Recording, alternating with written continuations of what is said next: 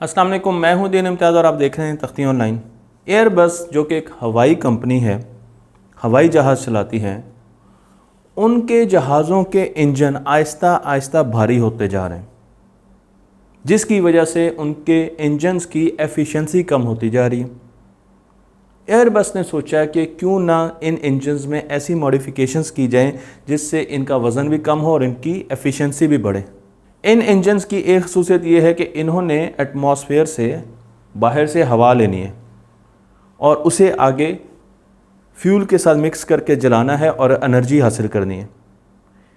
इस हवा के फ़्लो को, जो कि इनलेट फ़्लो है, जो कि हवा अंदर आ रही है, उसको कंट्रोल करने के लिए एक्चुएटर्स लगाए जाते हैं। अगर आपको एक्चुएटर्स का मालूम नहीं है तो एसी के सामने जो लूवर्स लगे होते हैं, जो ऐसे बंद होते हैं या खुलते हैं, ये भी एक एक्चुएटर है जो कि हवा के फ़्लो को कंट्रोल कर रहे होते हैं। तो एक्चुएटर न्यूमेटिक भी हो सकते हैं, इलेक्ट्रॉनिक भी हो सकते हैं, मैकेनिकल भी हो सकते हैं, या इनका मिक्सचर भी हो सकते हैं। एयरबस ने सोचा कि क्यों ना इन एक्चुएटर से जान छुड़ाई जाए और इसके लिए उन्होंने हायर किया स्काइलर टिबेट्स को, जिनके बारे में मैं आपको पिछली वीडियो में बता चुका हूं कि वो MIT के कंसल्टेंट हैं और एक बहुत बड़े जरीदे जो कि 3D printing and additive manufacturing कहलाता है, उसके एडिटर इन चीफ हैं। स्काइलर ने कार्बन फाइबर बेस्ड एक एक्चुएटर बनाया। मैं आपको यहाँ पर उसकी तस्वीर दिखा रहा हूँ, जो कि कभी बंद होता है और कभी खुलता है। टेम्परेचर को देखते हुए और प्रेशर डिफरेंस को देखते हुए वो एयर के जो इनलेट एयर है जो अंदर आ रही है उसके फ़्लो को कंट्रोल करता है। ये एक्चुएटर, इसमें ना तो न्यूमेटिक्स है, ना मैकेनिकल असेंबली है और ना ही इलेक्ट्रॉनिक्स है। इसका वज़न बहुत कम है, बहुत लाइट है, लेकिन कार्बन फाइबर बहुत ज़्यादा रगड़ किस्म का, बहुत ढीठ किस्म का मटेरियल होता है जो इतनी आराम से ख़राब नहीं होता। तो ये सख्त जान भी है, लाइट भी है और इसका कोई वज़न भी नहीं है और इसको ट्रिगर देती है टेम्परेचर। तो टेम्परेचर और प्रेशर डिफरेंस को देखते हुए ये चेंज होता है, जिसकी वजह से एयरबस ने अपने जेट इंजन्स में इस एक्चुएटर का इस्तेमाल शुरू कर दिया। मैं आपको यहाँ पर इस एक्चुएटर की तस्वीर दिखा रहा हूँ। ये एक सिंपल इंटेलिजेंट मटेरियल है जो कि अपनी शेप को चेंज करता है। ये एक शेप शिफ्टर है और इसका ट्रिगर है टेम्परेचर, इसका ट्रिगर है प्रेशर डिफरेंस। तो इसी तरीके से हम मुख्तलिफ़ किस्म के इंटेलिजेंट मटेरियल्स बना सकते हैं जो कि हमारे बड़े बड़े एक्चुएटर्स को, बड़ी बड़ी मशीनरी को रिप्लेस कर सकते हैं और बड़े सिंपल सॉल्यूशंस दे सकते हैं। जब आप कार्बन फाइबर के इंटेलिजेंट मटेरियल्स की बात करते हैं तो मैं आपको यहाँ पर दिखा रहा हूँ कि किस तरीके से वो अपनी शक्ल को बदल सकते हैं। वो बेंड हो सकते हैं, वो ट्विस्ट कर सकते हैं, वो एंगल पर बेंड हो सकते हैं और उसके साथ साथ वो फोल्ड भी हो सकते हैं। वो एक सांप की तरह भी चल सकते हैं अगर कॉन्टिन्यूसली उनको ट्रिगर दिया जाए। लेकिन इसके साथ साथ इंटेलिजेंट मटेरियल टेक्सटाइल में भी इस्तेमाल हो रहे हैं। मसलन आप एक कमरे में बैठे और पर्दे खुले हुए हैं, ब्लाइंड्स खुले हुए हैं और उसके पीछे एक लैंप लगा हुआ है। जैसे ही वो लैंप ऑन होता है, ब्लाइंड्स ऑटोमेटिकली खुद ब खुद, कोई एक्चुएटर नहीं है, कोई इलेक्ट्रॉनिक्स नहीं है, कोई रिमोट कंट्रोल नहीं है, वो खुद ब खुद लाइट को डिटेक्ट करके बंद होना शुरू हो जाते हैं। तो ये एक इंटेलिजेंट मटेरियल है।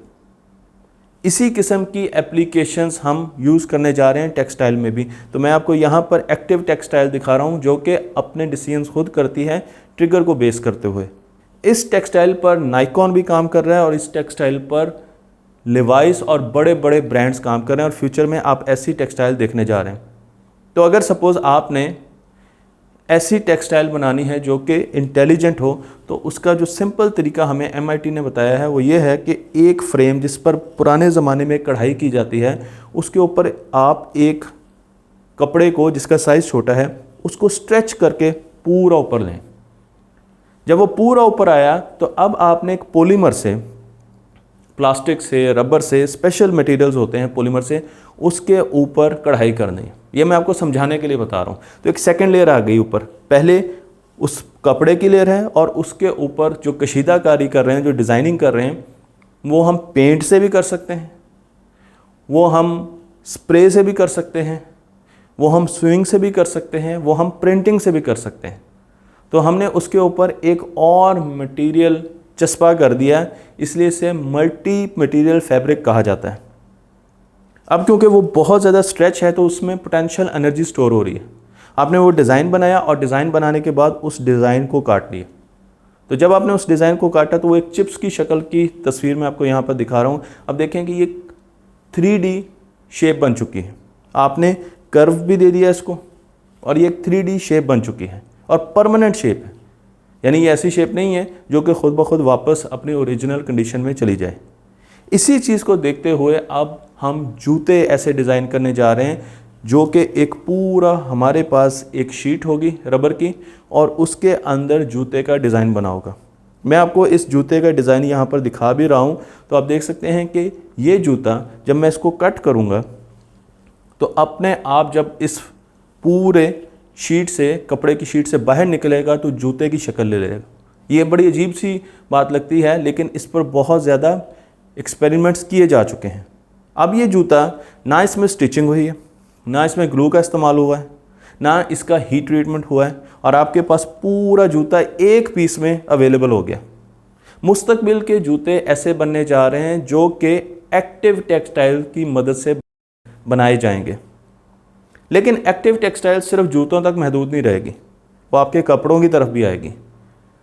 आप इंटेलिजेंट कपड़े भी पहनेंगे फ्यूचर में।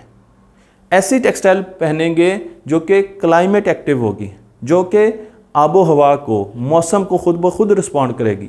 अगर बारिश होगी तो वो आपकी बरसाती की तरह की बन जाएगी। अगर धूप निकलेगी तो उसके मसाम खुल जाएंगे ताकि आपको ज़्यादा से ज़्यादा पसीना आए और आप एवेपोरेट करते जाएं।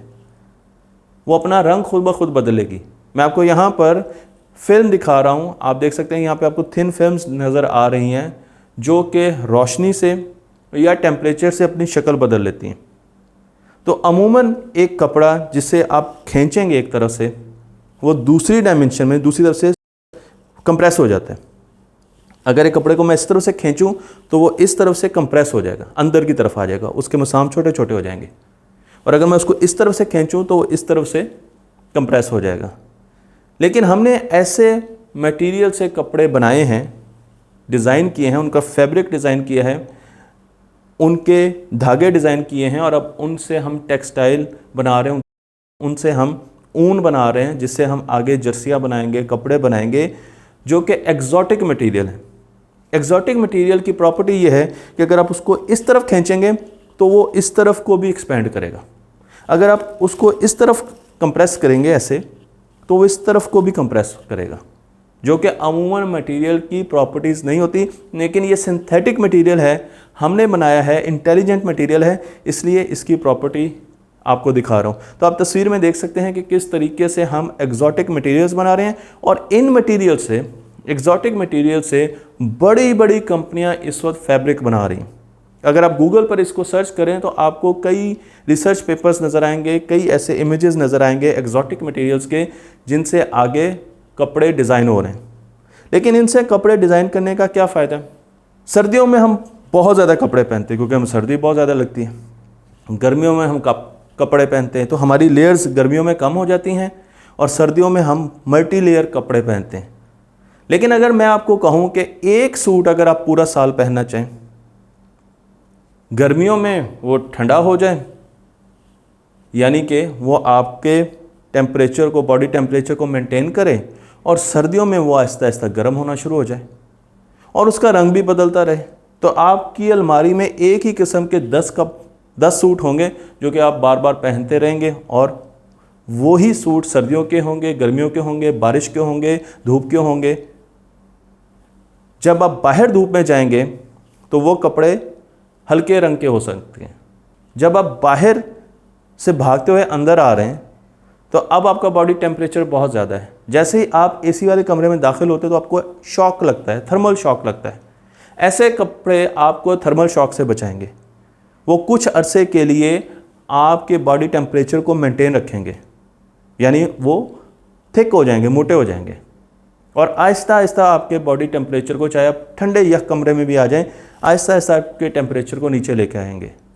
लेकिन आप सर्दी से आए हैं और आप एकदम आग के आगे आ गए, अंगीठी के आगे बैठ गए, तो यही कपड़े आपके टेम्परेचर को फिर भी मेंटेन रखेंगे।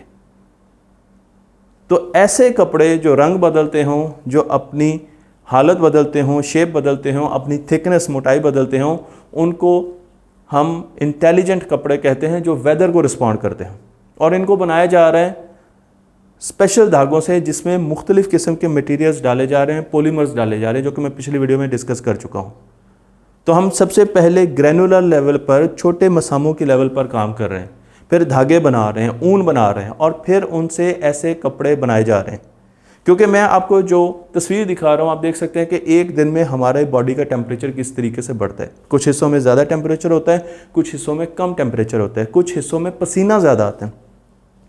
तो हमने कपड़े को उस तरीके से बनाना है ताकि जहाँ पसीना ज़्यादा आए तो कपड़ा आहिस्ता आहिस्ता वहाँ से खुलना शुरू हो जाए, मसाम उसके खुलना शुरू हो जाए, ताकि वहाँ से एवेपोरेशन हो और हमें ठंडक महसूस हो।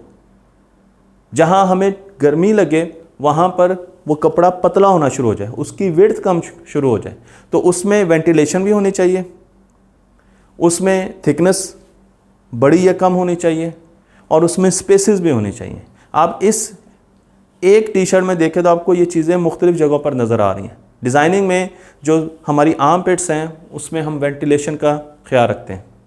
तो ये कपड़े एक्टिव टेक्सटाइल से बने होते हैं, जहाँ का टेम्परेचर हमने मेंटेन करना होता है। इसी तरीके से इन कपड़ों में एक और ख़ुसूसियत ये होती है कि अगर आपने एक बड़ी शर्ट पहन ली है या बड़े भाई की शर्ट पहन ली है, और अब आप देख रहे हैं कि इसके तो बाजू बहुत लंबे हैं, तो अब मैं क्या करूं, तो आप बड़े सिंपल तरीके से एयर ड्रायर लें, और एयर ड्रायर लेकर उस शर्ट के ऊपर जहाँ जहाँ आप एयर ड्रायर लगाएंगे वहाँ पर वो कंप्रेस होना शुरू हो जाएगी, वो स्किन फिट होना शुरू हो जाएगी।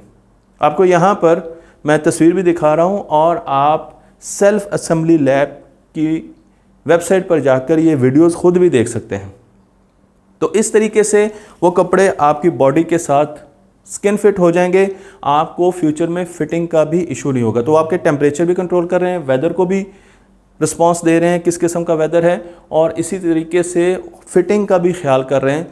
तो आप फ्यूचर में ऐसे इंटेलिजेंट कपड़े पहने जा रहे हैं। लेकिन अब मैं आपसे सवाल पूछूंगा कि इन कपड़ों से आप क्या क्या काम ले सकते हैं। आपने अपने आइडियाज़ नीचे कमेंट्स में लिखने हैं। मुझे उम्मीद है कि ये वीडियो आपको पसंद आई होगी। तख्ती ऑनलाइन को लाइक कीजिए, शेयर कीजिए, और इस इल्म को दूसरों तक पहुँचाइए।